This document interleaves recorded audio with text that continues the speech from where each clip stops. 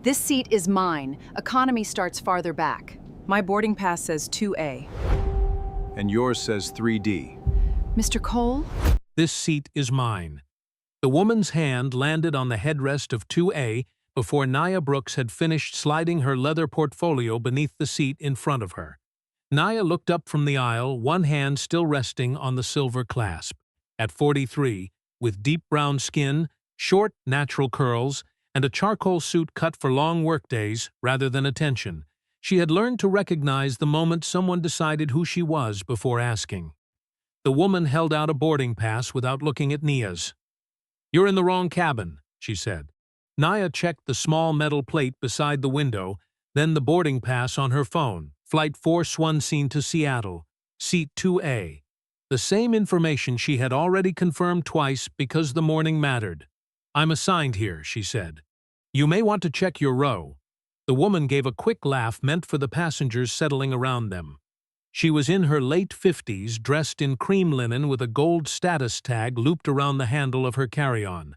"I fly this route every month. That is my seat. They must have moved you during boarding."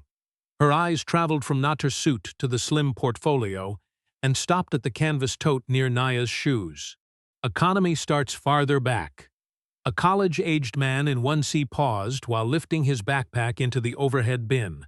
He looked at Nia's screen, then at the woman's paper pass, but said nothing. Behind them, the boarding line compressed. Roller bags struck armrests. The cabin carried the dry scent of conditioned air and coffee from the galley, while the overhead vents whispered above the growing impatience. "My boarding pass says 2A," Nia repeated. She angled the screen outward, not toward the woman but toward the flight attendant approaching from the forward galley. "Could you verify both assignments?" The attendant's name tag read Lauren. She glanced first at the woman, whose expression softened into practiced familiarity. "Mrs. Whitcomb," Lauren said. "Good morning. I didn't realize you were on this flight." "Last-minute change," the woman replied, "and now someone is in my seat." Lauren turned to Nia, her professional smile narrowed by a degree. "May I see your boarding pass?" Nia handed over the phone. Lauren studied it, tapped the screen as though information might rearrange itself, then looked at the paper pass Mrs. Whitcomb offered. "This is unusual." "It isn't," Nia said. "Mine was issued yesterday and confirmed at the lounge desk 20 minutes ago." Lauren ignored the last part. "Were you upgraded at the gate?" "No." "Did someone else purchase the ticket for you?" Nia felt the question settle where the seat dispute had begun. Not on the numbers. On the explanation Lauren expected Nia to provide for being there. Across the aisle, the young man lowered his backpack without closing the bin. His phone remained in his hand, screen dark. "The ticket was purchased through my company's travel office," Nia said. She could have named the company. She could have mentioned the meeting scheduled after landing or the contract folder beneath the seat, marked with the same Falcon emblem printed on the aircraft's safety card. Instead, she kept her voice level. "Please check the passenger record." Mrs. Whitcomb exhaled through her nose. "We are delaying everyone over something obvious." Lauren looked toward the crowded aisle. "Miss Brooks, would you mind stepping into the galley while we sort this out?" "I would mind leaving an assigned seat without knowing why. It's just temporary." "Then verify it while I remain seated." That answer changed Lauren's posture. Her shoulders squared, and one hand moved toward the interphone panel near the bulkhead. "I need you to cooperate." Nia noticed the wording because her company trained transportation teams to notice wording. A seat conflict had become a cooperation issue before anyone had opened the reservation log. Mrs. Whitcomb folded her arms, satisfied now that the disagreement had acquired an authority figure. The young man in 1C finally spoke. "Her pass says 2A. I saw it." Lauren's eyes moved to him, surprised. "Sir, please take your seat." He did, but not before lifting his phone and opening the Notes app. Nia caught the movement, so did Mrs. Whitcomb. Lauren pressed the call button and spoke quietly into the handset. "I need the purser and a gate supervisor at the forward door. We have a passenger refusing reseating instructions." Nia sat back against 2A as the boarding line began moving around the obstruction. No one had checked the record. No one had asked Mrs. Whitcomb why her boarding pass showed 3D. The first official version of what had happened was already being written, and it did not begin with the seat number. The purser arrived first, a broad-shouldered man named Daniel Ruiz, whose navy jacket still carried a faint crease from the garment bag. The gate supervisor followed him through the open aircraft door with a tablet tucked against her ribs. Lauren met them beside row 2 and spoke before either could address Naya. "She refuses to move while we resolve a duplicate assignment," Lauren said. "I asked her to step into the galley, and she became uncooperative." Naya watched the supervisor's attention move from Lauren to Mrs. Whitcomb, then settle on her. The sequence took less than a second, but it told her enough. "There is no duplicate assignment on the documents in front of us," Nia said. "My pass shows 2A, hers shows 3D. I asked for the passenger record to be checked." Mrs. Whitcomb lifted her paper boarding pass. "That is not the seat I selected. I paid for 2A weeks ago, and I have top-tier status. Someone at the gate made a mistake." The supervisor introduced herself as Ellen Price and held out her hand for both passes. She scanned Naya's phone first, then Mrs. Whitcomb's paper ticket. The tablet chirped twice. Ellen frowned and tapped through several screens while the last passengers edged around the cluster, looking anywhere except directly at it. "The system shows Ms. Brooks in 2A, Ellen said. "Mrs. Whitcomb, you are currently assigned to 3D. "Currently," Mrs. Whitcomb repeated. "Exactly. That means I was moved. It means the live manifest lists you in 3D. Mrs. Whitcomb's mouth tightened. "Then move her. You know my travel history with this airline." Daniel shifted his stance. "Mrs. Whitcomb, we cannot remove a passenger from a confirmed seat solely because another passenger prefers it." For the first time, Naya saw uncertainty cross Lauren's face. It vanished when Ellen turned to her and asked what had happened before the call. Lauren described Naya as resistant, said the aisle had been blocked, and mentioned concern about an escalating tone. She did not mention the question about who had purchased Naya's ticket. She did not mention that Mrs. Whitcomb's pass had displayed 3D from the beginning. Naya waited until Lauren finished. "Did I raise my voice?" Lauren hesitated. "Not exactly. Did I threaten anyone?" "No, but your refusal created a disruption." "The disruption began when you accepted her claim without checking her seat number." Mrs. Whitcomb leaned toward Ellen. "This is what I mean. She is making it personal." The words drew a small movement from the young man in 1C. He looked down at his phone, then raised his hand halfway. "I was here the whole time," he said. Ms. Brooks asked them to verify the record. She didn't yell. The other passenger told her economy was farther back. Ellen's eyes moved to Mrs. Whitcomb. "Did you say that?" "I may have said she should check her cabin. People board the wrong section constantly." "But you had already seen her pass," the young man said. Lauren stepped between them with a palm raised. "Sir, this does not involve you. It does if you're writing down what happened." That sentence changed the shape of the cabin. Daniel glanced at the phone in the man's hand. Ellen stopped tapping her tablet. Near the galley curtain, a second flight attendant stood motionless with a tray of sealed water bottles, listening. Naya felt the old impulse to end the matter quickly, even if ending it meant accepting the cost. Years earlier, during her first executive role, she had allowed a hotel manager to move her from a reserved conference suite after another guest complained. She had told herself the client meeting mattered more than the insult. By evening, the hotel's incident report described her as confused about the reservation. She had learned that surrender could be rewritten as proof that the other person had been right. "Please preserve the gate notes and the seat change history," Nia said, including the original assignment, the timestamp of any modification, and the employee login attached to it. Ellen looked at her more closely. "That is internal operational data. I know what it is. I am asking you not to overwrite it while this is being reviewed." Mrs. Whitcomb gave a short, incredulous laugh. Now she wants an investigation because she was asked one question. "No," Nia said. "I want the record preserved because several different stories are already being told." Daniel asked Ellen to step into the jet bridge. Their conversation lasted less than a minute, but Naya caught the phrases departure window, customer recovery, and station report. When they returned, Ellen handed Mrs. Whitcomb her pass. Seat 3D is available and equivalent in service level, she said. You may take it, or we can rebook you on the next departure. Mrs. Whitcomb stared at her. You are choosing her over me? We are honoring the manifest. Lauren looked relieved, but Ellen was not finished. She opened a new screen on the tablet and entered a notation while speaking aloud. Passenger in 2A declined temporary relocation during conflict resolution. Boarding delayed approximately 6 minutes. Naya's relief disappeared. That entry is incomplete. It documents the operational impact. It removes the reason I declined. Ellen locked the tablet. You may submit a customer care complaint after landing. Then she turned to Lauren. Mark the cabin report for non-compliance review in case there are further issues. The seat remained Naya's, but the false version now carried an employee ID, a timestamp, and the authority of the airline's own system. By the time the aircraft door closed, Mrs.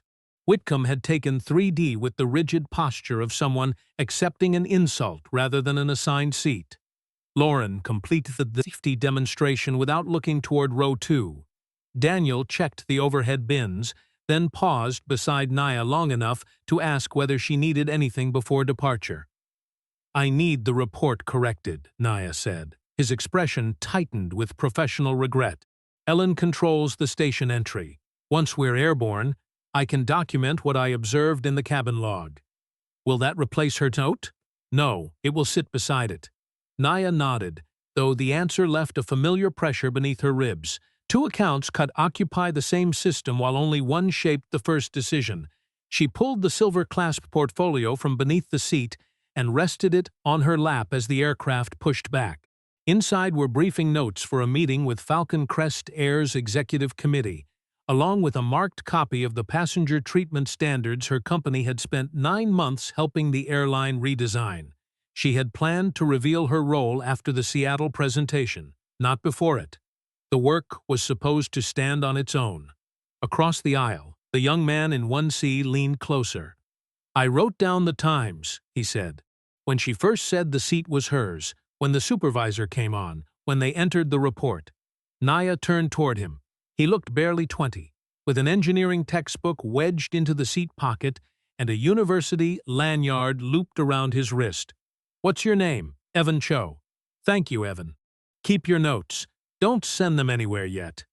He glanced toward Lauren in the galley. I took a short video too. Not the beginning, just when they said you were refusing.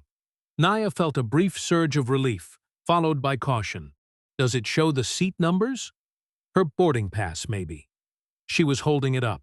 Save the original file. Don't edit it, crop it, or post it. She heard herself slipping into the cadence she used with audit teams, and Evan noticed. You do this for work? Something close to it. The seatbelt sign remained on as they climbed through a layer of turbulence. Lauren began beverage preparation earlier than Naya expected, moving the cart with clipped efficiency. When she reached row 2, she served Evan, then asked Naya whether she wanted coffee or water in the same neutral voice she might have used with any passenger.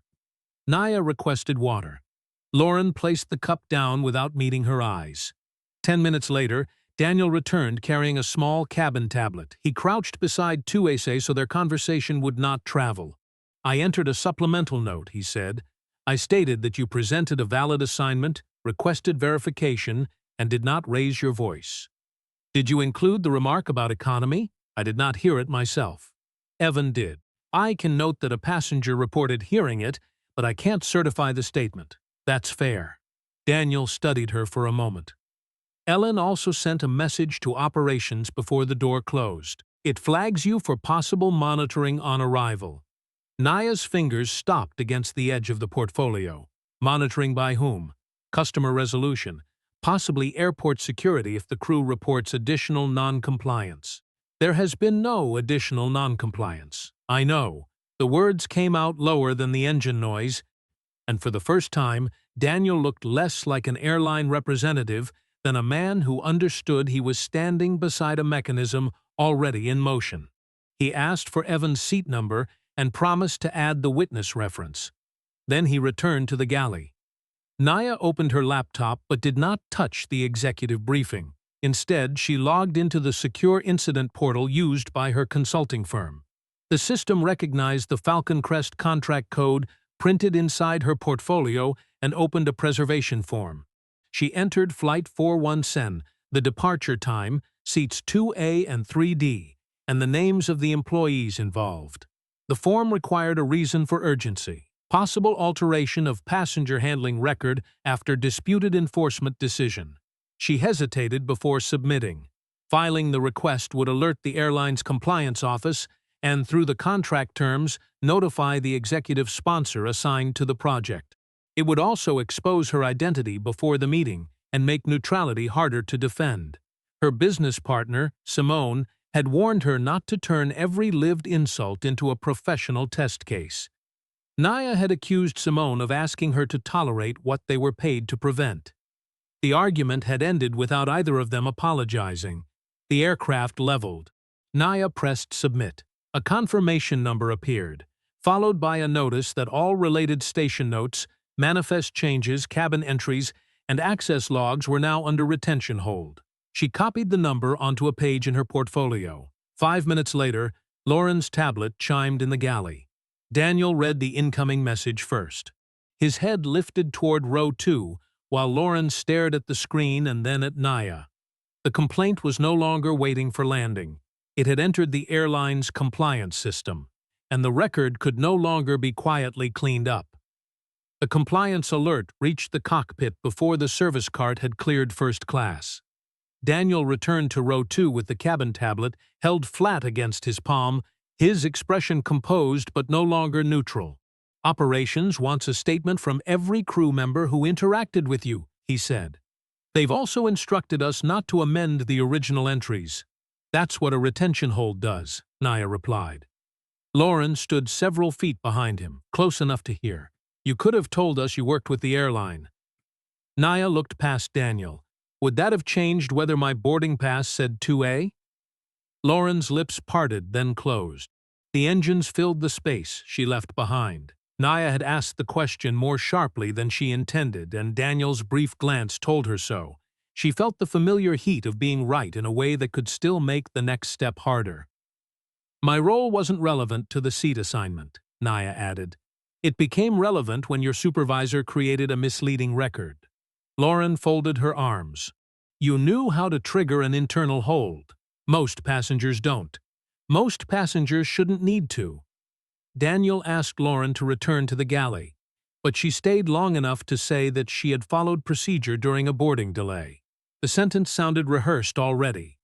When she walked away, Naya saw Mrs. Whitcomb watching from 3D, one hand cupped around her phone as she typed. The Wi-Fi connected over Eastern Oregon. Naya's inbox filled at once. 3 messages came from Simone Reed, her co-founder at Brooks Reed Advisory.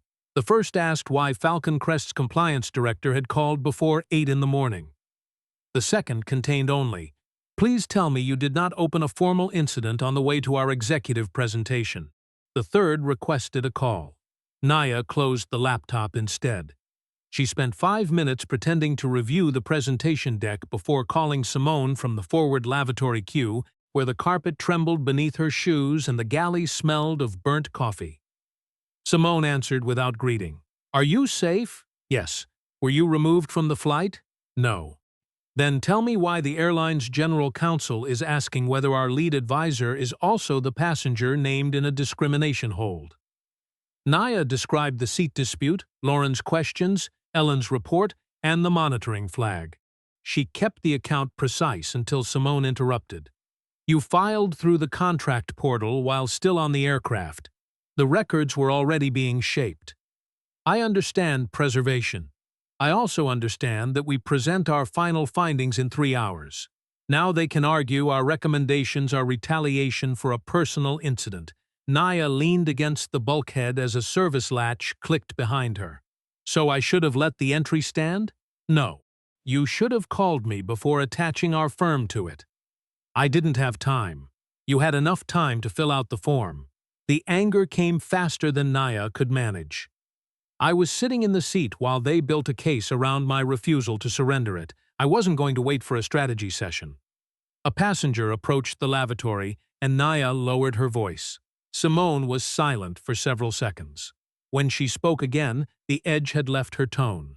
"I'm not asking you to tolerate it. I'm asking you to remember that you are not the only person carrying the consequences of how we respond." Naya looked down at the scuffed toe of her shoe. Their firm had 12 employees, 6 of whom had spent months interviewing cabin crews and station workers who feared retaliation. A compromised contract could cost more than the presentation. It could cost those employees their jobs. "I should have called," Naya said. "Yes, I still would have filed." "I know." Simone told her the executive committee had moved the meeting from the downtown office to Falcon Crest's operations center near SeaTac. Compliance, legal, and labor relations would attend. The airline had also placed Ellen's station note under review, though Ellen remained on duty pending an initial assessment. That was appropriate, but it offered Naya little comfort. When she returned to 2A, Evan had turned his phone toward the window. "Mrs. Whitcomb asked me to delete the video," he said. "She said recording her boarding pass could expose private information." "Did she offer you anything?" "A lounge pass. Then she said I might be violating airline policy." Naya sat down. "Don't engage with her again. Write down exactly what she said." Evan nodded, but his face had lost some of its earlier certainty. "Could this affect my account? I fly home on this airline for school." There it was. The cost of speaking, arriving before anyone had decided whether the truth mattered. Naya gave him Simone's business card and told him her firm would help preserve his statement without publishing his name. She could not promise the airline would make no mistakes. She promised only that he would not face them alone. An hour before landing, Daniel brought Naya a printed message from operations. The access log showed that Mrs. Whitcomb had originally selected 3D. No employee had moved her from 2A. But someone at the departure station had opened Naya's passenger profile after boarding began, and the login belonged to Ellen Price. The printed message rested on Naya's tray table while the aircraft began its descent. Daniel had highlighted the access entry with a yellow marker. 7:42 a.m., passenger profile opened by E. Price, departure station terminal C-14. The log did not show a seat change because no seat change had occurred. It showed only that Ellen had entered Naya's record after Mrs. Whitcomb made her claim and before Ellen wrote the non-compliance note. "What can she see from that screen?" Evan asked. "Travel history, service notes, status, contact information," Naya said. "Enough to know whether someone is likely to complain. Not enough to justify opening it without a reason." Daniel remained beside the aisle. "There could be an operational explanation." "There could," Naya said. "That is why the access has to be verified, not guessed at." Mrs. Whitcomb leaned forward from 3D. "This is absurd. The supervisor was trying to solve the problem you created." Daniel asked her to remain seated for landing. She ignored him. "You turned a misunderstanding into a federal case because someone questioned your ticket." Naya folded the paper once and slipped it into the portfolio. "No one is investigating you for questioning my ticket. They are reviewing what employees did after the ticket was verified." Mrs. Whitcomb looked toward Daniel, searching for support. "You see how she talks to people?" Daniel's face changed, not dramatically, but enough. "Mrs. Whitcomb, please sit back and fasten your belt." The command carried no apology. She obeyed. When Flight 417 reached the gate, the seatbelt sign went dark and phones came alive across the cabin. Passengers stood too quickly, pulling bags down in a tangle of sleeves and wheels. Daniel announced that rows 1 through 3 should remain seated for a brief operational matter. The groan that followed was soft but immediate. Naya felt every head turn without needing to look. Lauren emerged from the galley with her jacket buttoned. "Operations instructed us to hold the forward cabin," she said. Her voice had lost its earlier certainty. "A compliance representative is boarding, Mrs. Whitcomb rose anyway. "I have a connection." "You are terminating in Seattle," Daniel said. Her expression sharpened. "You checked my itinerary?" "No, you told me during boarding." Evan lowered his eyes to hide a smile, and for a moment the pressure loosened. Naya almost smiled too. Then she saw Lauren watching them, and remembered how quickly ordinary gestures could be interpreted when someone had already chosen a story. A man in a gray Falcon Crest jacket boarded with a woman carrying a legal pad rather than a tablet. The man introduced himself as Marcus Bell, Director of Operational Compliance. The woman was Priya Shah from Employee Relations. Marcus greeted Daniel first, then Naya, using her full name. "Ms. Brooks, we have preserved the records connected to your submission," he said. "Before anyone leaves, we need to secure witness contact information and clarify the station access." Lauren's eyes moved to Naya's portfolio. "You know her." Marcus did not answer immediately. "Ms. Brooks is the lead external advisor on our passenger treatment review." The words traveled farther than he intended. Evan looked at Nia. Mrs. Whitcomb's face emptied of color, then hardened as though humiliation were another injury someone had inflicted on her. Lauren stared. "You were testing us?" "No," Nia said. "I was traveling to a meeting." Marcus asked Priya to take Daniel's and Evan's statements in the jet bridge. Then he turned to Lauren. "You are not being disciplined at this moment. You are being removed from service pending an initial review of the cabin report and your handling of the dispute." Lauren swallowed. "I followed the supervisor's direction. That will be part of the review." Naya heard the distinction and respected it. Removal from duty was not a verdict. It protected the process while facts were tested. The airline had failed her that morning by deciding first and checking later. Repeating that failure in the opposite direction would not make it justice. Marcus handed her a second sheet. Ellen's access had triggered an automated conflict flag because she had opened Naya's profile, viewed the contract-linked service code, and then entered an incident report without disclosing that knowledge. The flag did not prove she had altered anything. It proved she had seen information that could influence how she documented the encounter. "There is another issue," Marcus said. "The same terminal login accessed 4 passenger profiles during disputes in the last 6 weeks. All 4 passengers were subsequently marked for conduct monitoring." Naya looked at the dates. The incidents involved different flights, different employees, and different complaints. The pattern was not yet proof of discrimination, but it was more than a seat argument. Behind Marcus, the aircraft door remained open to the jet bridge. At its far end stood a tall man in a dark overcoat, speaking with the station manager while 2 assistants waited nearby. Naya recognized him from the executive briefing photograph. Falcon Crest Air's chief executive had arrived before she could reach the meeting. The man in the overcoat entered the aircraft without ceremony, ducking beneath the doorway and stopping when he saw the cluster around row 2. Adrian Cole had led Falcon Crest Air for 3 years, long enough for his face to appear in terminal advertisements promising a better human journey. In person, he looked less polished than the photographs.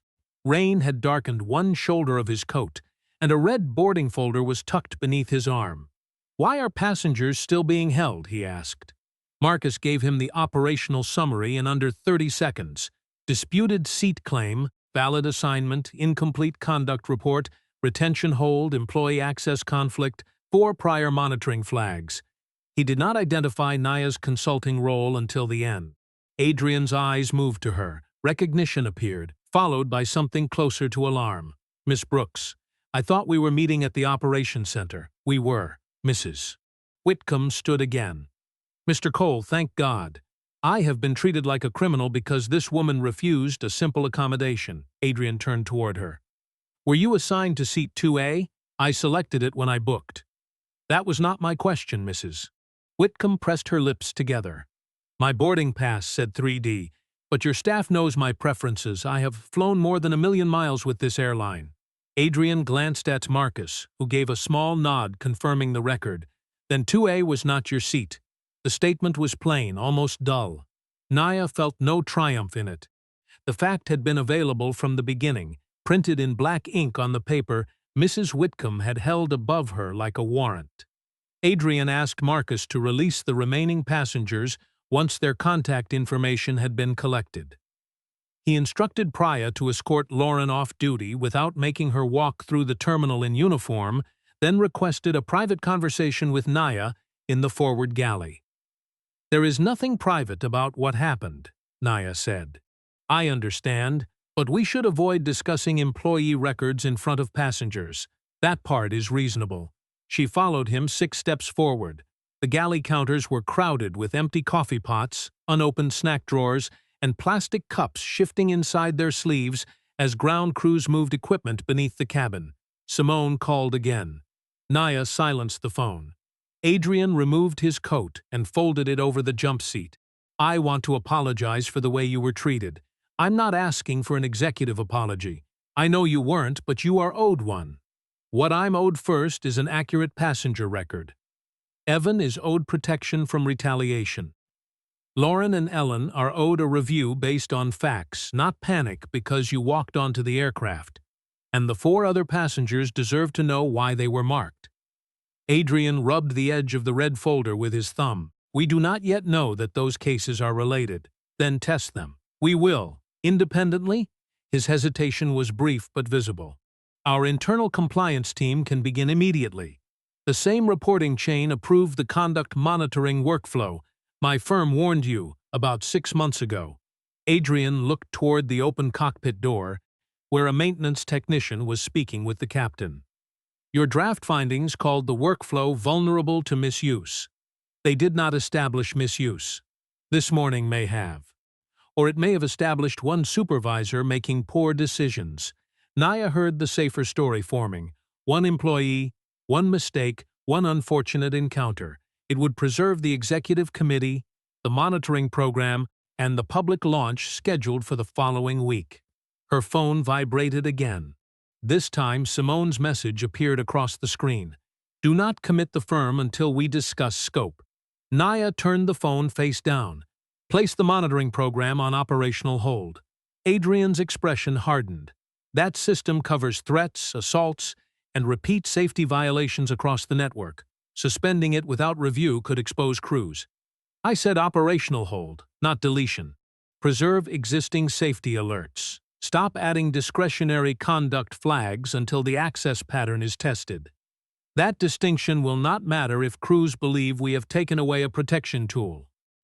Then explain the distinction better than your staff explained my right to remain in 2A. The sentence came out with more force than Nia intended. Adrian stepped back, and she knew she had made Simone's argument for her. Personal injury and professional judgment had become impossible to separate, even if the recommendation was sound. I should not be the sole person defining the remedy, Nia said. Bring in outside counsel, a labor representative, and someone from passenger advocacy. Give them the raw access logs, not a summary. Adrian studied her for several seconds. Your contract does not authorize you to suspend airline systems. No. It authorizes Brooks Reed to recommend a hold when live operation may compromise an audit. You decide whether to accept it. And if I don't, then my firm records that decision in the final report. A baggage tug groaned beneath the floor. Adrian looked at the red folder, opened it, and removed the agenda for the executive meeting. The first item was passenger conduct modernization, final approval. He crossed it out with a pen. Marcus, he called toward the cabin, freeze new discretionary monitoring entries for 48 hours. Safety-critical alerts remain active. Notify legal, labor, and station leadership that the review will be external. Marcus repeated the instruction to confirm its limits. Adrian signed beneath the amendment and handed the page to Naya. 48 hours, he said. After that, I need evidence, not suspicion. Naya accepted the document. So do I. Behind them, Evan stood in the jet bridge with Priya, staring at his phone. His original video had finished uploading to the protected evidence portal, but the image captured something none of them had noticed during boarding. While Lauren questioned Naya's right to 2A, Ellen was already reading the contract-linked code on Naya's passenger profile. The operations center had no stage, only a wall of departure maps and a glass conference room overlooking rows of dispatch desks. By 10:30, rain tracked silver lines down the windows while aircraft icons moved across the screens below. Adrian sat at the head of the table, but he did not open the meeting. Marcus placed 3 access reports beside the red folder and asked everyone to turn off recording devices until Evan's video had been authenticated. Simone arrived 2 minutes later, carrying no laptop. She crossed the room, touched Naya's shoulder once, then took the chair beside her. "We'll discuss your judgment later," she murmured. "Fair." Outside counsel joined by secure video. A flight attendant union representative sat across from Priya, while Dr. Lena Morris from a national passenger rights organization attended as the independent observer. Ellen participated from the departure station with a labor representative beside her. Lauren had submitted a written statement and declined to appear until she had counsel. Marcus began with the seat records. Mrs. Whitcomb had selected 3D during booking. Naya's 2A assignment had never changed. The reservation system contained no duplicate, upgrade conflict, or aircraft substitution. He then displayed Ellen's access sequence. Naya's profile opened at 7:42, the contract-linked service code viewed 8 seconds later, and the non-compliance entry created at 7:46. Ellen's image stiffened on the monitor. I opened the profile to determine whether Ms. Brooks required special handling. What prompted that? Dr. Morris asked. She was refusing a crew instruction during boarding. The instruction came after Lauren accepted Mrs. Whitcomb's claim, Naya said. What did the profile tell you that the boarding passes did not? Ellen looked toward her representative. It showed she was connected to a corporate account. That raised the possibility of an escalation beyond the station. Simone leaned forward. So you knew Naya had a formal relationship with the airline before you wrote that she declined temporary relocation. I knew there was a code. I did not know who she was. Evan's video appeared on the wall monitor. Marcus played the original file without sound first, then with sound. The frame began after Lauren had requested the galley move. Mrs. Whitcomb's boarding pass flashed near the camera as she gestured. The printed seat, 3D, was visible for less than a second. Lauren said Nia was refusing reseating instructions. Ellen stood behind her, looking down at the tablet. Marcus froze the image and enlarged the screen. The tablet display could not be read, but its timestamp aligned with the profile access. He resumed the video. Naya asked that the passenger record be checked. Ellen replied that they were trying to resolve a duplicate assignment. There was no duplicate, Doctor, Morris said. Ellen's representative objected that staff sometimes used the phrase informally when two passengers claimed the same seat. Marcus accepted the point. The video did not prove Ellen intended to discriminate, and the access log did not reveal why she chose particular language. What it established was narrower. She knew the live manifest favored Nia, saw information suggesting the complaint could reach senior leadership, and still created an entry that omitted the valid assignment and Mrs. Whitcomb's incorrect claim. The union representative turned to Daniel's cabin statement. Lauren was managing a congested aisle and relying on a supervisor. Are we treating poor phrasing under pressure as misconduct? No, Nia said. We are testing the chain. Mrs. Whitcomb made an unsupported claim. Lauren gave it credibility before checking. Ellen converted that credibility into a conduct record after the documents contradicted it. Each step gave the next person permission to stop asking what happened. Adrian uncapped his pen. And the 4 earlier cases. Marcus distributed a summary. In every case, Ellen's login had opened a passenger profile during a service dispute. 3 passengers were black. 1 was Latino. All were marked for monitoring after refusing an instruction connected to a benefit later confirmed as valid. A mobility accommodation, lounge access, a paid seat, and an unaccompanied minor escort authorization. Ellen shook her head. You selected cases that look alike after the fact. That is possible, Marcus said. So we tested the comparison group. He placed another page on the table. During the same 6-week period, Ellen had handled 9 similar disputes involving white passengers whose original claims proved valid. 7 had refused an initial instruction. None received a conduct monitoring flag. The conference room went still, but no one rushed to fill it. Naya looked at the numbers rather than Ellen's face. A pattern was not a verdict on motive. It was evidence that discretion had produced unequal consequences. Adrian asked for recommendations. Naya kept hers specific. Extend the hold, commission an independent review of all discretionary flags from the previous year, notify affected passengers, protect Evan and the 4 identified witnesses, remove Ellen from passenger record authority pending investigation, and prohibit Lauren from lead cabin duties until retraining and review were complete.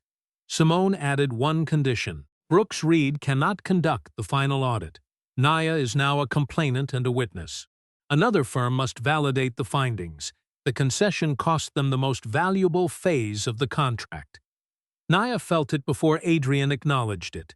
He approved the independent audit and the witness protections.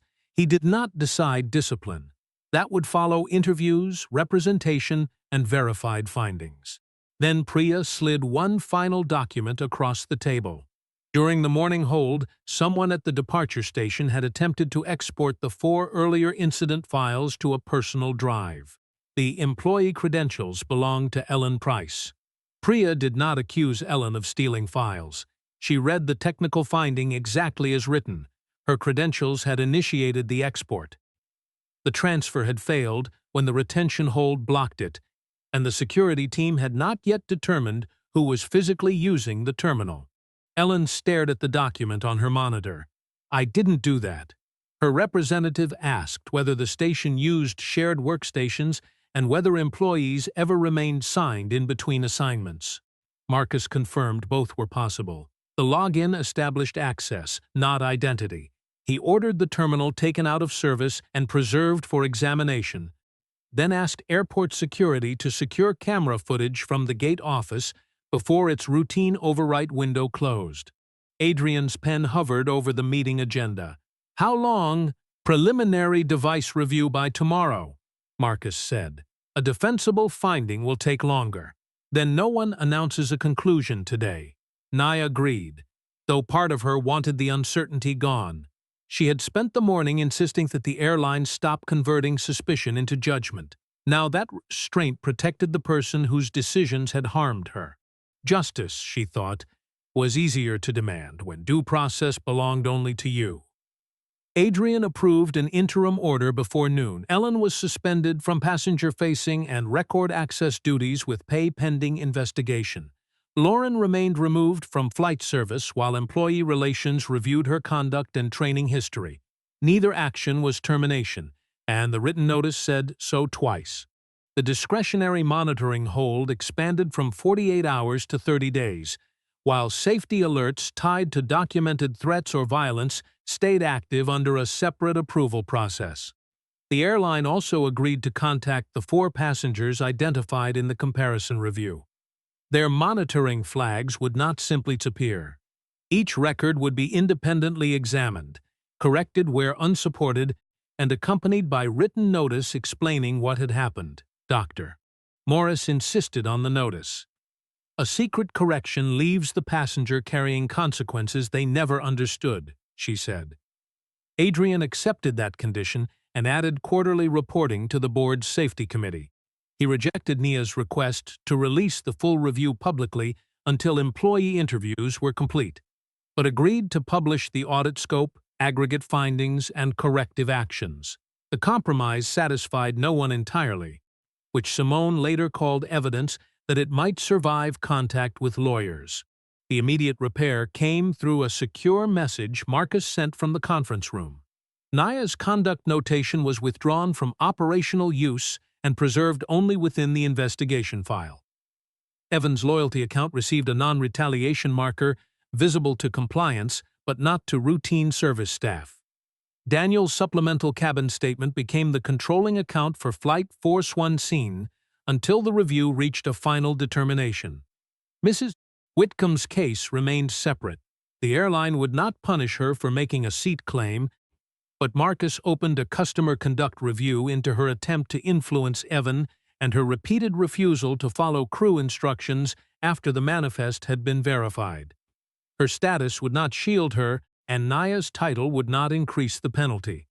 When the meeting paused, Simone led Naya to the dispatch balcony overlooking the operations floor. Below them, controllers shifted aircraft tiles across digital boards while a printer fed out weather updates in short bursts. "We lost the audit," Nia said. "We gave it up. There's a distinction? One sounds like something happened to us." Simone rested both palms on the railing. "The other means we chose credibility over revenue." The final audit phase represented nearly a quarter of Brooks Reed's projected income for the year. Adrian had agreed to pay for work already completed, but the independent firm would receive the larger implementation contract. Naya pictured 12 employees, rent on their small office, and the research position they had planned to fill in September. "I made that choice before I spoke to you," she said. "Yes, I'm sorry." Simone looked toward the dispatch desks. "I'm still angry. I'm also not sure waiting for me would have protected those files." The answer was not forgiveness, but it gave them somewhere honest to stand. Before they returned to the conference room, Adrian joined them with a revised travel document. Falcon Crest had restored Naya's original fare, refunded the flight, and offered compensation under its service recovery policy. She accepted the refund but declined the additional credit. "My seat was not a favor you failed to deliver," she said. "It was a confirmed purchase your staff tried to make conditional." Adrian folded the unused voucher into the red folder. Down on the operations floor, a system banner appeared across every station terminal. "Discretionary conduct, flags temporarily dunded. Diamond Safety events through supervisor review." For the first time that morning, the change existed somewhere beyond an apology. The independent review began with the 5 cases already identified, then widened when the auditors found that unsupported conduct flags had been used by 3 other stations. Most were removed within the first week. A smaller group required interviews because the underlying disputes involved real safety concerns mixed with service failures, and the record could not be repaired by deleting a line. Naya did not participate in the findings. She provided her statement once, answered follow-up questions through outside counsel, and returned to Brooks Reed's office with Simone. The empty desk reserved for their future researchers stayed empty. They postponed the hire and cut their own draws for 2 months rather than reduce anyone's hours. "You know the glamorous part of being a CEO?" Simone asked one evening as they assembled take-out cartons on the conference table. "Deciding whether the printer lease is more urgent than your dental appointment." Naya pushed a container of noodles toward her.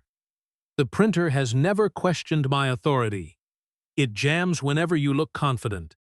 The joke did not solve the lost contract, but it returned something the incident had taken: the ability to sit in an ordinary room and talk about something other than who had believed whom. 3 weeks after Flight 4 Swummen, Falcon Crest issued its preliminary report. The airport camera footage showed Ellen alone at the workstation when the export began.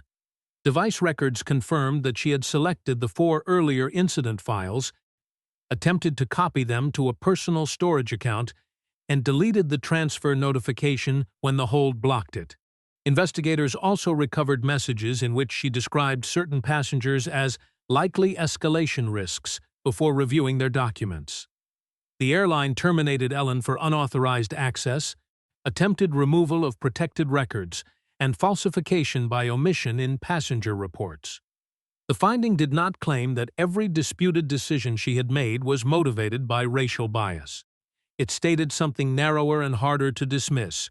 Her use of discretion had produced a consistent racial disparity, and she had concealed information that contradicted the decisions she recorded. Lauren's outcome was different. The review found no evidence that she had accessed or altered records. It did find that she had accepted Mrs. Whitcomb's claim before verification, reframed Naya's refusal as a behavior problem, and omitted the economy remark from her first account. She received a final written warning, completed retraining with observed flight evaluations, and returned to duty without a lead cabin assignment for 6 months. Daniel was promoted into a temporary training role after the union approved his participation. He resisted being presented as the person who had saved the situation and insisted that his first response had been too cautious. In the training video, he said that documenting a correction beside a false report was not the same as stopping the false report from controlling the next decision. Evan received a written assurance that his loyalty account had not been restricted. The airline reimbursed the cost of his return trip and invited him to speak with the audit team about witness pressure. He declined any public appearance. His engineering program was demanding enough, he told Naya, and he had no interest in becoming the airplane video guy for the rest of college. Mrs. Whitcomb lost her invitation-only status privileges for 1 year after the customer conduct review confirmed that she had offered Evan a benefit in exchange for deleting the recording, then implied his account could be harmed if he refused. Her miles remained intact. She could still purchase tickets. The consequence addressed the leverage she had misused without pretending that one ugly morning erased every ordinary transaction she had ever made. Falcon Crest replaced discretionary conduct flags with a 2-step review. A frontline employee could create a temporary safety note, but any restriction beyond the active trip required supporting facts and approval from a separate team. Passengers received notice and an appeal link within 48 hours. The board published quarterly numbers showing how many alerts were created, upheld, revised, or removed, broken down by station and outcome. Adrian called Naya after the policy went live. He did not ask Brooks Reed to reclaim the audit. Instead, he offered the firm a smaller contract to test whether the new appeal system worked for passengers who lacked status, legal counsel, or corporate affiliations. Naya told him she would discuss it with Simone. Before ending the call, Adrian said, "For what it's worth, 2A is now used in the training case." Naya looked across the office at the silver-class portfolio resting beside the postponed hiring plan. "Make sure the lesson starts before anyone learns who was sitting there," she said. That evening, Simone reopened the researcher job posting. The budget was still tight, but the new contract, if they accept it, would cover the role. Naya moved the portfolio off the empty desk and placed it on her own. The seat had never needed her title to belong to her. 4 months later, Naya boarded Falcon Crest Flight 417 again, this time for a routine systems review in Seattle. No executive committee waited at the other end. No one at the gate knew her name beyond what appeared on the screen. She had booked 2A because avoiding it would have given the seat more meaning than it deserved. The agent scanned her pass and said, "You're all set, Ms. Brooks." Nothing else happened. Naya stowed her portfolio, sat beside the window, and watched a ground worker guide a baggage cart through the rain. The new appeal instructions were printed in seifed pocket behind the safety card. They were not elegant. The type was small, the language still needed work, and Simone had circled 3 sentences in the draft with increasingly irritated comments. But the instructions existed where passengers could reach them, not inside a department most people never knew to call. Falcon Crest's final audit had reviewed more than 800 discretionary conduct entries from the previous year. 46 were removed because they lacked sufficient factual support. 19 passengers received refunds or restored travel privileges.